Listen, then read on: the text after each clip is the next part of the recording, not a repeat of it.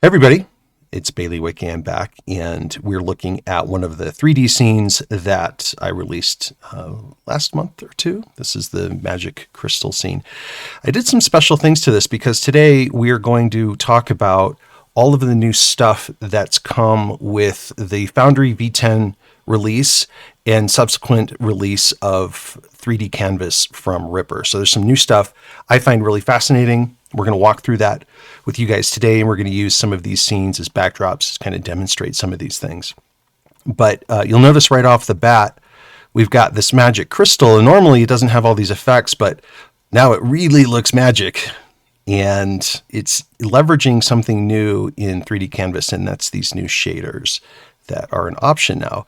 But I've also made this thing a little bit smart, so it's got some triggers involved, and it's going to run a particular macro here. So I'll right click it and we'll fire it up. So as you can see, it just changed my whole scene frozen.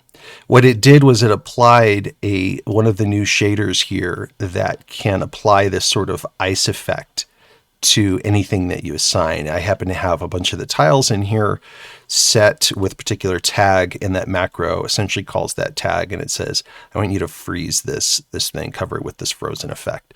So this is an example of one of the new shaders. We're going to show you other examples today, and to help me show you that is the latest team member to the Baileywiki team, and that's Swift. Hey, Swift. All right, troops. My name's Swift. I've just recently joined the Baileywiki team as the 3D art director. Indeed. To make a lot of content for you all. And if you guys have been using any of my stuff, especially in the last month, and you see how performant it is, Swift is a reason for that. Educated in 3D art, really a great artist, and you'll be seeing some really amazing stuff from him over the next few months. But really starting square one is just optimizing everything for Foundry and to be able to make 3D just a really, really good experience. So Swift, appreciate all the help there, and really excited about some of the stuff that you're going to show us today. It's no problem at all. Looking forward to getting more work done. Indeed. So we're going to talk about some of the biggest changes. This is going to be a bit of a tutorial on 3D Canvas, just for those of you who don't know. The biggest changes that came in this release are the introduction, what I would say the biggest changes, the introduction of what's called dynamic meshes. And inside of dynamic meshes is something new. It's not even released yet, but I'll give you a little preview of a mesh builder that Ripper has built. It's in preview for Patreons right now, but I'll just give you a glimpse into the UI of it because it's still brand new. I'm still learning it. We'll do a whole dedicated tutorial on it. And then also the big change with the new 3DC is all of these new shaders that are really exciting. You can create pretty awesome effects. And there's just a ton that we're already working on, but we'll show you some examples of those as well. There's also some under the hood changes, but what we're going to do is walk you through in this kind of the major settings of 3D Canvas now with the V10 version, Foundry V10 version. And we're going to talk about what some of this stuff means and how to use it. We won't go exhaustively through all of 3DC because hopefully some of you have already learned some of the basics, but that'll be essentially the goal for today. So with that, if you're new to the channel, so the Baileywiki channel, we're a bunch of GMs, we're players and GMs, and we really are about creating great experiences for players. And so we use anything from art to technology to things that we find that are interesting out there in the world of VTT that we think that we can grab, incorporate, use, innovate with. That's kind of what we do here. So if you are a GM and you like to create those kinds of experiences, whether it's 2D or 3D, by the way, we do a ton of 2D content. It's the main thing that we do. But we get into audio design and all sorts of stuff. So if you like that kind of thing, stick around, subscribe to the channel, let us know in the comments your own ideas, and often we'll tee off of those and do some pretty fun stuff with it. So if that sounds good to you guys, we're going to jump in today, and I think we'll start with something that you've been working on. If you're watching this before probably November 3rd, it's not available yet, but this scene that you just saw is, but Swift has something really cool that he's been working on. I want to show you guys that here next. And if it's after November 3rd, this is available as content from our Patreon. Swift, can you see Yes. my screen? I can do, yes. I see you've loaded in. Indeed. What am I looking at So here? This looks reminiscent of something like a Dwarven Forge or something. What am I looking at here? yes, so one of the first things that I figured that we should get done in terms of like 3D content for our patrons is something that will be very widely useful. So I thought, well, with the popularity of things like Dwarven Forge, modular dungeon tiles, open tiles, and all that, I thought the obvious place to start was a 3D tile set. So I designed up and made a set of these tiles with the intention of making them reasonably nice to look at, but also reasonably plain so that you can use them in absolutely any setting, any game that you're running, any place that you need a dungeon of some description. And these are like these tiles here are like the foundation of that set. So we've got the pieces like the walls, the floors, doors that are all working with 3D canvas tech as well. So like you can click on the wooden door and it Oh, becomes that's transparent, fantastic.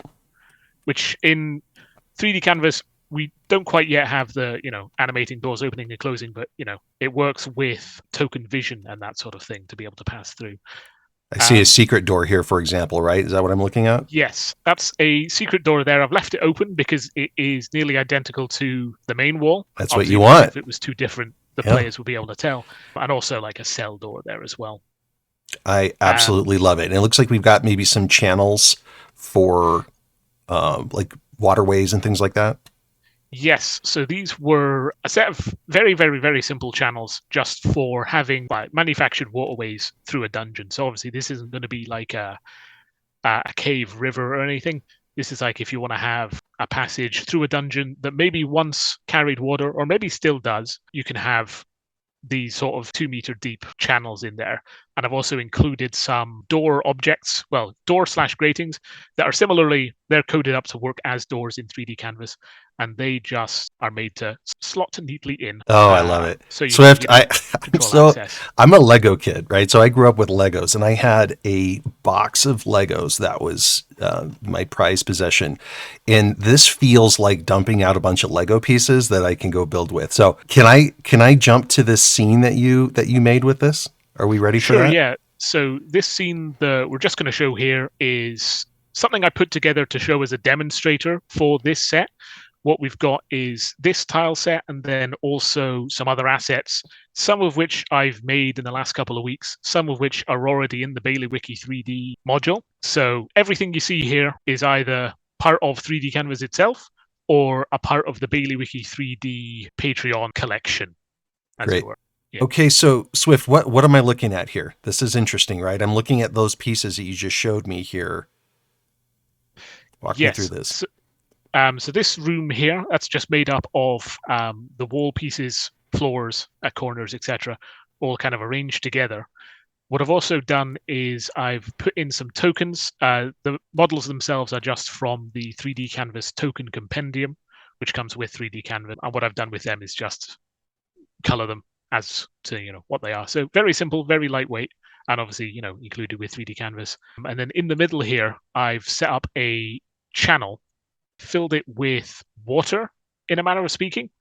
I've put a big sort of a block down there, and then I've applied a texture to that. And in using the shader system, I applied the oil shader, but I've colored it blue and kind of slowed it down quite a bit. So it kind of looks like a really kind of murky, slightly creepy looking, maybe water kind of liquid.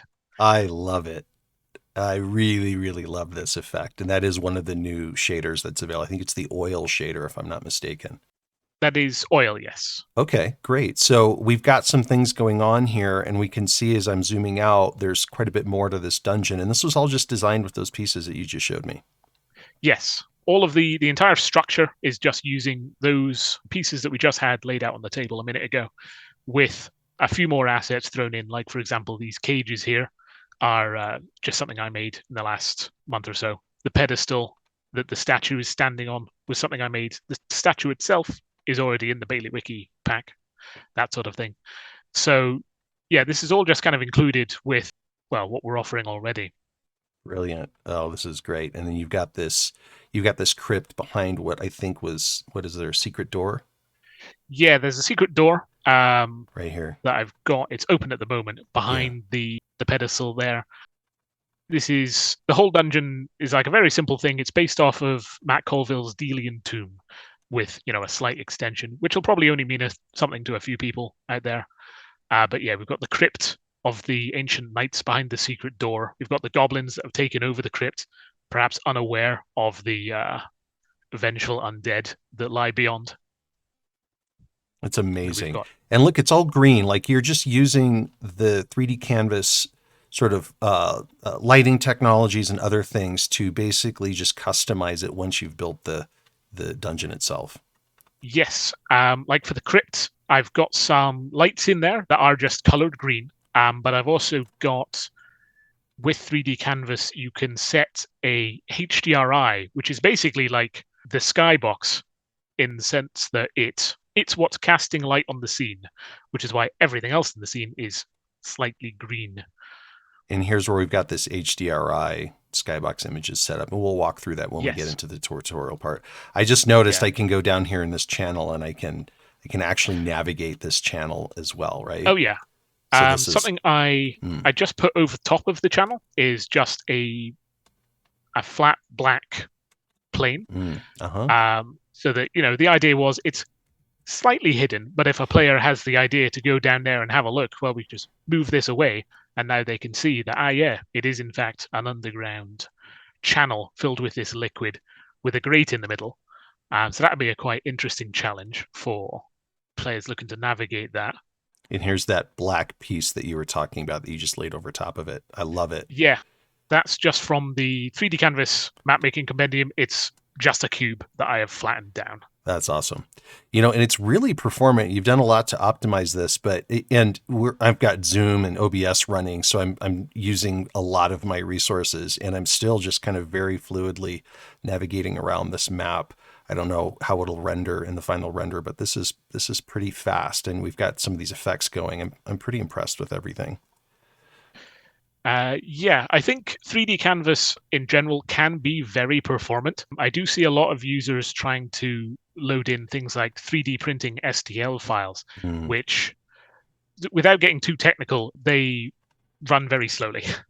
So, there's people who might think that 3D Canvas has much worse performance than it really does. So, something I'm hoping to do with the assets that I'm going to be putting into the Baileywiki package here, is to make everything as efficient as I can, just so that you don't have to have a beefy gaming rig to enjoy 3D virtual tabletop gaming. Yeah, that's right. And you've been educating me on this stuff too, but bringing, like 1,000 mesh models down to one mesh, right, is really important when you're working in 3D Canvas. So, for anyone who's trying to make their own assets, we'll probably do another series on just some things that they can do for optimization, specifically for 3D Canvas. But, once you do all those things, it's a pretty big and noticeable impact.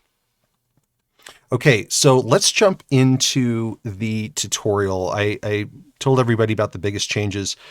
Probably want to jump into some of those here first. Let's start with some of the global settings for 3D Canvas. So if I go to Configure Settings, and I jump to 3D Canvas. By the way, 3D Canvas works with another free module from Ripper called, I think it's the 3D Asset Compendium. Or this map making pack, actually. And you'll want to update this pack as well. There's some new stuff in there pretty regularly. He's got some stuff in there right now. But if I'm just going to look at some of the major settings here, you've got quite a few. I don't have to change too much with all of these, and I'm not going to walk through all of them. Ripper's done a pretty good job of explaining what these things are. But let me just see if there's any in here that are worth talking about. These are all great. You can change the style of your bases, letting players be able to ping. Game camera, something that I turn off because I do a lot of building. Game camera is certainly interesting, and you might want to actually use that, but it's something that I turn off by default, and you can re-enable it when you're in your game. I think the game camera can be quite useful for players because it means that the camera is more restricted, which can be good if you've like made a wide, expansive map and you don't need your players to see every corner of it quite yet. Yeah, that's right. If they're exploring it, like you can make now with this set. Yes. And let's see, we've got some other things here. I think by default, this is off. And I recommend leaving it off. I had it on and it was causing some performance issues, preloading shaders. The reality is, I think it's supposed to help with like sort of long-term performance. You can kind of test it out both ways and see what kind of mileage you get. But I think because of the performance issues I was seeing, I recommended to Ripper that they turn off by default. And so for whatever reason, he did that. So keep in mind that, and keep an eye on that if you're having trouble with any kind of performance. And I think that's all that's really necessary there. And you've got a bunch of things around camera controls and things like that. Feel free to come in here and check it out. Your graphic settings, this is going to be a per client setting. And this is super important. If you have players that are on old potatoes or they're on an integrated graphics machine, so they don't have like a dedicated graphics card, for example, you're going to want to change these or set these settings. I think for the most part, Ripper recommends for most people, medium works well. So you'll see it says choose a visual quality preset to automatically set the settings below. If you want very high quality, it's going to be very high demand. And you can see if you hover over it, if you have a high-end dedicated GPU, you might want to go very high. I don't know how much mileage you'll get out of that. I recommend going for these other ones. Medium, it says recommended for modern dedicated GPUs. So if you have a dedicated GPU, go for that. And then you can see older dedicated GPUs or modern integrated GPUs is low. And otherwise, for your players who just really don't have good systems, just keep them on the very low setting. And these are just help you make sure that everyone's optimized for performance. I was going to say, speaking of performance in the context of 3D Canvas, something I definitely recommend that everybody do is go into the core settings for Foundry, which are just 2 tabs up on the left there, and set the maximum frame rate down to something like 30 or lower, because otherwise it will run as fast as it can, which is not really necessary and could cause, stutters or something. So I have it's in core a little bit, like halfway down. Yep, I'm in core, and let's see if I've got mine set the right way. Here we go, maximum frame rate. So I've got mine set to 20, right? 20 is good, yeah, for that. And that works across Foundry. I found there's very little benefit from 60, not even noticeable that I've seen. So yeah, staying at 20 is great for me. Okay, great. And then, shaders are going to give you a performance hit. You can disable them for players if they're really struggling. I've found that shaders are pretty efficient the way that they're deployed, but this is definitely a place where you can pick up some performance. And then effects like particle effects can also be disabled from here as well. Yes. And you can play with the rest of these to see how much mileage you get. You can change the resolution multiplier. It'll affect all of 3D Canvas, including the 2D view, because you can render a 2D view of your map. So that's the major global settings. Now I want to show you the scene settings. We'll use the occupied crypt for that one. All of your scene settings for 3D Canvas are going to be over here. And if we walk through them, you'll see you have these kind of basic settings, and you have a whole bunch of advanced settings, right? So the first thing you want to do with any 3D scene, if you plan on just wanting to load right into 3D, is you'll probably select these top 3 boxes. You can enable fog of war if it's a scene that you're going to explore, but you're going to get a performance hit. There's actually a low performance option for this, and that's just using black boxes as objects that you can just move around and basically cover whole areas of the scene with the black box. I don't know if you've got one teed up for this scene at all, Swift, but if you do, feel free to set it up. I have, since I've got them set up below the ground here, I can just like copy one up to demonstrate what you're talking about there. Like if we look over to the crypt there, that's literally just a big black cube that I have stretched out, and that has an almost 0 performance hit, but now it is impossible to see inside. It'll collide with player cameras, so they can't just peek inside.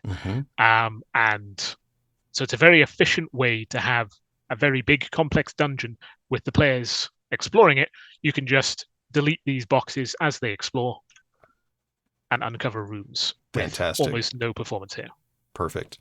So you also have what's called HDRI and Skybox images. Can you explain what these are, Swift? Sure. So to put it into very simple terms, the Skybox image, if I change this to, I've got this very nice picture of a green nebula. Let me save the changes there, which will probably kick us out of. So there we go. So the Skybox is the literal image that you see surrounding the table. In this case, this is the default one. It's a nice rendering of some hills. Previously, it was just a black image because I wanted to give the impression of like being deep underground and in this ominous crypt. Indeed. But, you could obviously use the Skybox to mean anything. The Skybox just impacts what your players can see. It doesn't cast light on the scene or anything. Mm-hmm. That's what the HDRI does. So if I strip back the Skybox so that it's just the HDRI, this is the HDRI. It's not necessarily going to be visible, but it is what is casting light down onto the scene. You can see that a lot of the things like the walls and everything have a very green cast to them. That's because this HDRI is a big green cloudy nebula. So that's very useful if you want to have everything in your scene colored a certain way, but you want the background image to be something like, blackness or maybe a tavern that all your players are sitting in, that sort of thing. And Ripper does include quite a few like Beautiful Sky HDRIs and other HDRIs in that 3D mapmaking back compendium that he offers as well. So you can really set. I mean, it's very good for setting the mood and tone of whatever scene that you're working with. Okay, I'm going to go back into the configuration. Sure. And we've also got things like enabling bloom that will create some performance hits for you guys if you use it. We have some really interesting things like being able to turn an entire scene to grayscale or sepia tones, things like that. You can play with those things as you like. Lighting is important. You can change the time of day, where the sun and shadows fall just by changing the slider. You can increase or decrease your exposure to make it brighter or darker in your particular scene as well. And I'll show you here in a second, you can even have that be a little bit smart. You can even apply particle effects. Again, more performance if you apply these, but applying some rain to a scene can be just a really nice effect. But you may also find that it's more efficient and better to use particle effects with the light system versus having an effect affect the whole scene. So that's the basic stuff. Now, if we go into advanced, we see some other things are opened up, right? So we have things like elevation. We have can enable or disable your ruler, that sort of thing. We've talked about some of this stuff. You can change the table texture. Yes, so you can have a object below the scene that is just the table, and then you can apply a texture to it. It's basically just if you want to have like the ground underneath your scene be like wood or something. Right, exactly. You can enable fog with the scene, give it some color. Again, these will cause more performance things. So just consider what you're going to do before you and test it, before you go into game. And then, of course, you can tint the whole scene. So if you didn't use the HDRI to tint your screen, you can tint the scene in general with an overall lighting effect as well. This automatic lighting set lets you sync your position with world time or just with the darkness of the scene if you're using the normal Foundry scene darkness. So you might want to play with these as well if you plan on changing the lighting while you're playing in that particular scene. And then you can get into more things like sun distance and tilt and things like that, just to really make the ambiance exactly what you're looking for. So with that, that's the major scene settings. Now let's talk about actually working with some of these tiles, right? So if you're familiar with 3DC before, you might have gone into, Ripper's 3D asset compendium, and you may have gone in here and gone to tiles. By the way, here's where the Beautiful Sky and HDRI stuff is at. You may have gone into tiles and grabbed a basic shape like a cube. And then you would have dragged it onto your scene, and you'd have this nice cube to work with. The Problem is that cube is a fixed model, and you may need to change what it can do. And maybe you don't want a cube, maybe you want a circle or something like that. Well, now when you come into 3D Canvas tile config, you have some more options. So you can say, yeah, I want to use that model, or no, I don't. I want to use something like a dynamic mesh. And that's what these are. Dynamic meshes, box, sphere, dome, these kinds of things. And it lets you just make your own shapes, apply some textures to them, and move fast, like building some of these just simple blocks that you're covering things up with. You can use this as an option for that.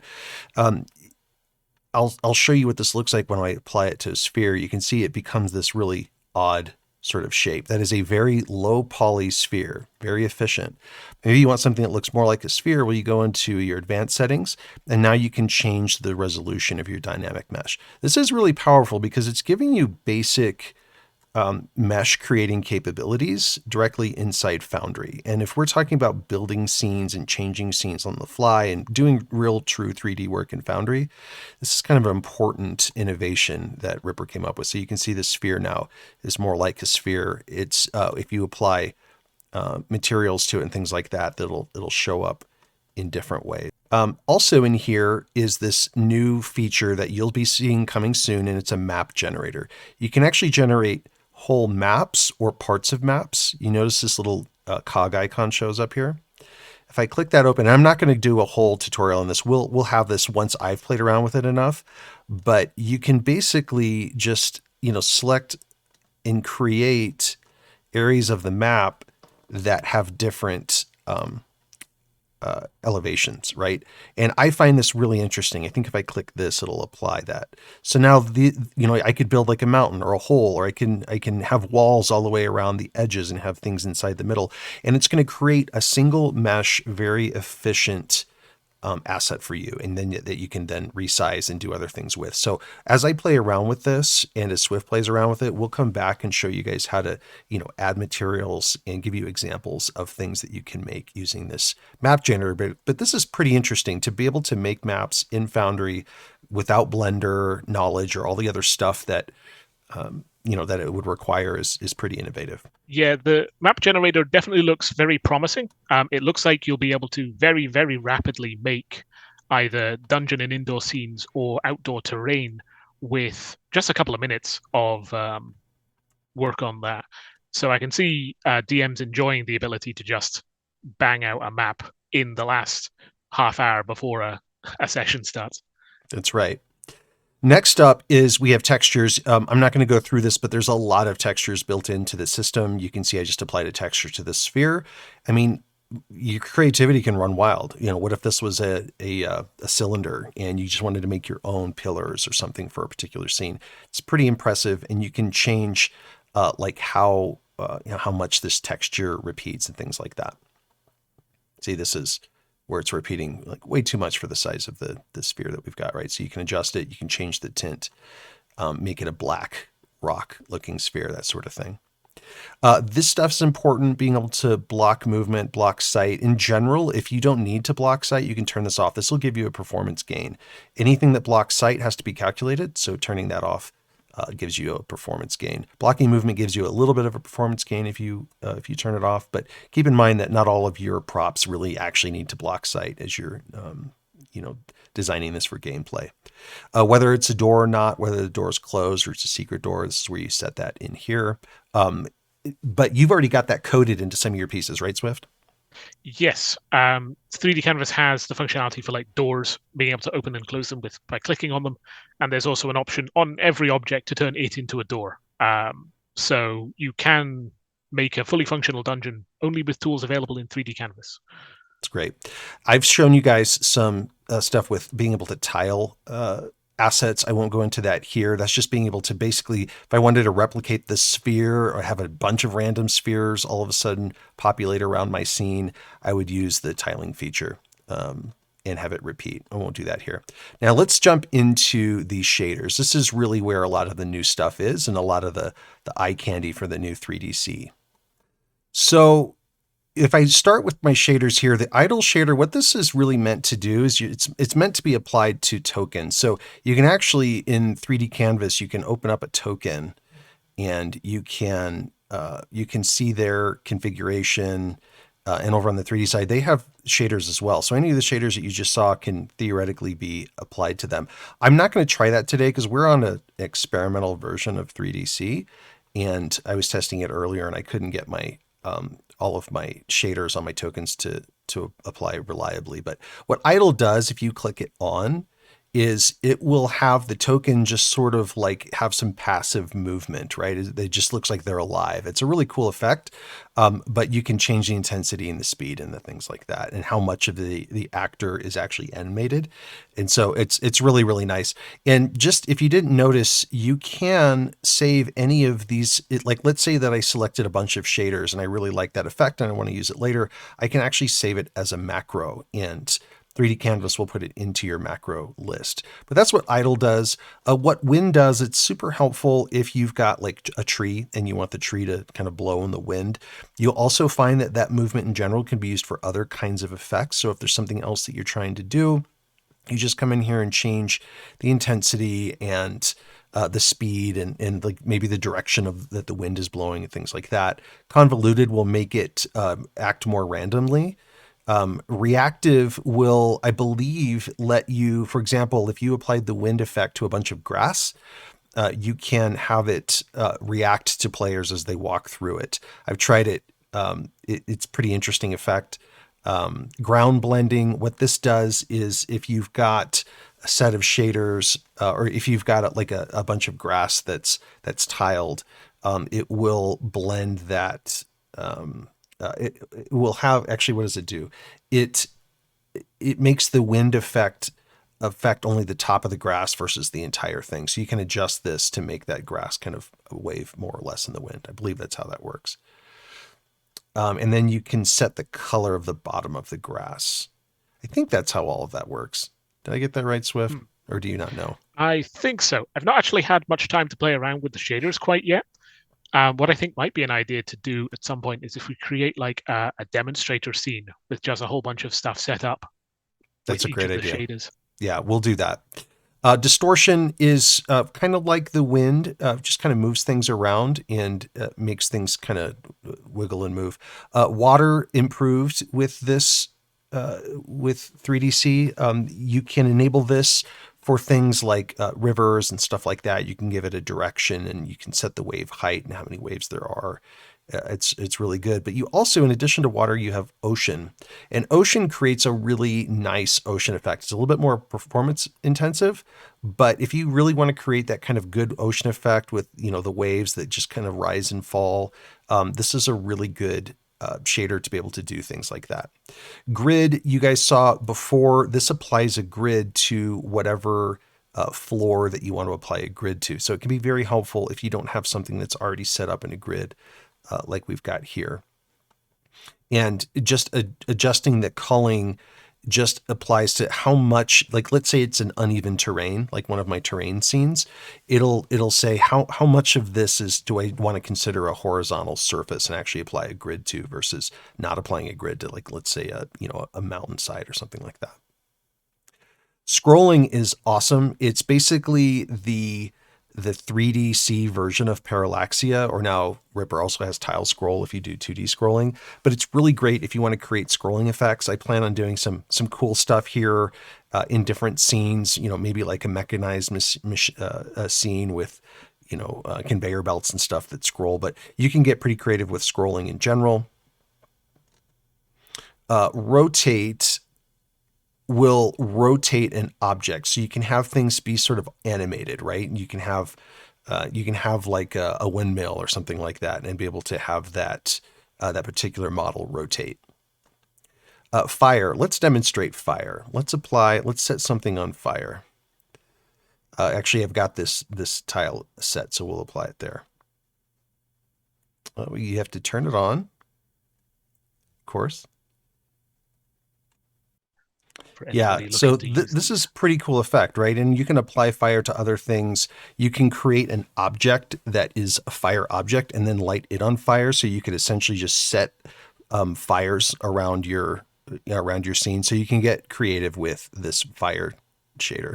you notice you also have a ice shader. The ice shader actually is slightly animated, and you can increase its intensity or decrease intensity. You can give it different colors, so you can almost make it look like it's not even ice. But it applies this nice overlay. So this is the shader that we applied in that last scene. This one, we didn't have that set to animate, but you can see very subtly that this ice animates. So a lot of things that you can do creatively with that type of shader. Something I quite like to do with the ice shader is actually set the scale way. Is it up or down? It's up, yeah. And you get a very different effect depending on how high you set the scale. Like at the default there, it kind of looked like Yeah, it was streets. 0.2. Yep. Yeah. Whereas if you set it up to like 2 or so, then it changes into a kind of more even field of ice. There you go. And if you have it set to autosave, it'll apply these changes as you make them, just so you can see how these little micro adjustments affect things. Yeah. Something I quite like about the shaders are just how different you can get it looking with just very slight changes to the settings. Now, you saw this applied earlier, but look at this lightning effect. I mean, how gorgeous is that, right? And you can change its scale like we did last time to create, really different effects, right? So this looks more like static on like a television or something like that. Whereas, you can decrease the scale quite a bit. And now, you've got this sort of just barely randomized effect. This might go good in a disco. But I love that we get all of these different types of things to play with. And you can set the ambiance and the mood to be just really great. You can even change the color of these things. I would do well for a dance floor. I mean, that's great. Look at that. Very, very cool effects. Some classic lightning noise. Now, you've applied the oil shader with some customizations to it, to the water already. I'll show everybody what that looks like here. You can see it's a very subtle, almost nothing effect. But I assume if we increase the scale or decrease it? Yeah, increase the scale quite dramatically. I think it's just the way that these are unwrapped.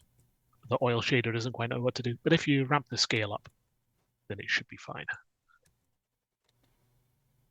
Does it not like 10? Does it need more? Actually, what have I set it to in the water? I set it down to 0.2. Aha. Direction. Okay, so if we decrease it, there we go. I'm going to make it even less. I'm going to make it a 10th of that.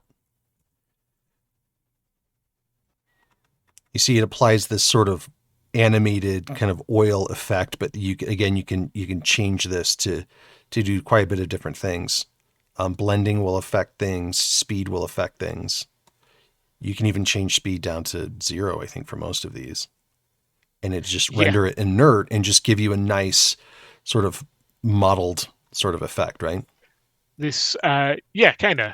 This oil shader seems to be pretty flexible because it seems that you could just tweak the color to like a bluish tone, set the scale way down and the speed way, probably the speed about the same, and you can make anything look like it's a sort of gently flowing liquid without any need to texture it at all. This is pretty amazing. I love that effect. Color, what that will do, let me go back to our little test tile here. So you can see color shift will actually animate this sort of changing of the color, right? And you can increase the speed of it. Oh, geez. Again, great for discos. But you can see... Crypt of the Necrodancer, indeed. Indeed. But, there's a lot of things that you can do with this. You can have it be, very slow sort of color change. Adjusting how much it changes color within a certain range versus, you can make it a really tight range and it'll just kind of sort of color shift. And then you can give it this flicker effect. So see, just a lot of flexibility in some of these things. What Triplanar does is this lets you change how materials are wrapped around a particular model, right? Oh, yeah. That won't really do anything to these because they're already unwrapped. But this is triplanar. Basically means you can take any texture you like and apply it to any object you like and get a decent result. With these, it will look a bit odd because they already have an unwrapped texture put on them. Let me slap on something else. Yeah, I was going to say I can probably apply a texture here, right? Yeah, if I just put on like Asphalt 8, Oh. and it disappears for a second while it loads. But basically, the triplanar is intended for if you use a height map to create a environment. You can use triplanar to make sure that any textures you apply are evenly on the material. You don't get any stretching without having to unwrap it first, or even know what unwrapping is. Right.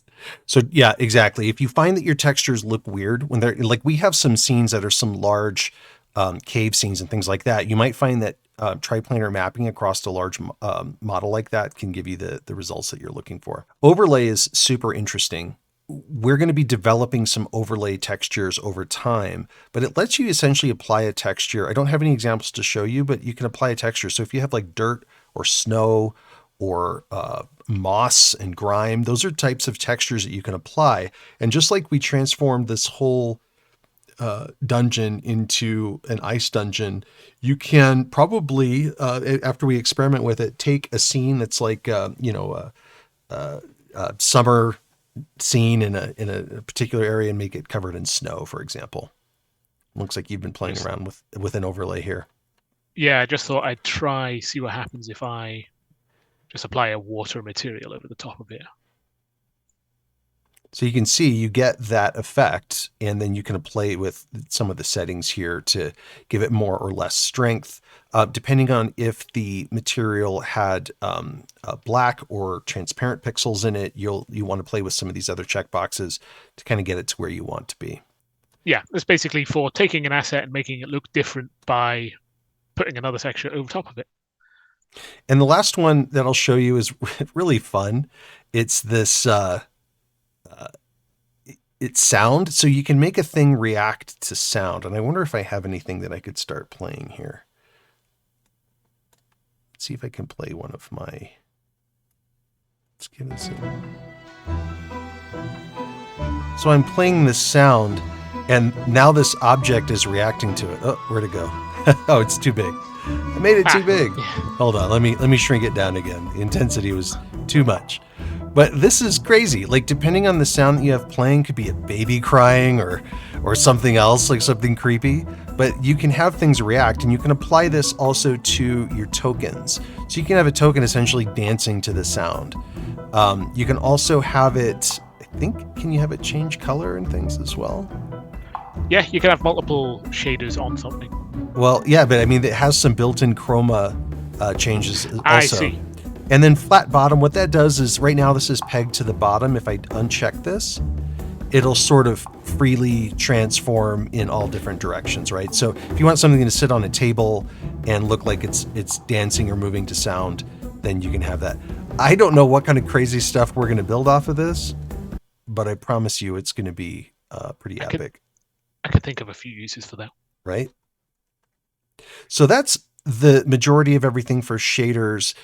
Remember, again, we're not going to go through all of this, but in the lights for 3D Canvas, you have this really powerful tool called particle effects. And if you enable particle effects, you can have lights do really cool effects, and it's relatively efficient. We'll have to do a whole tutorial on these as well. Yeah, I was getting one set up over in the first room, the brazier there, though I think it needs a bit more tweaking, but yeah. Yeah, but that's a good example, efficient. Right? Yeah, if I just turn this on. See, there you go. That's an example of a particle effect, right? To people create a, you bring these lights to life kind of thing. And I've got lots of particle effects in our Patreon that you can just grab and use. And I show a bunch of samples in different scenes of how you can use these particle effects to really, really amazing effects. It's like having a special effects engine inside of Foundry. It's really, really nice.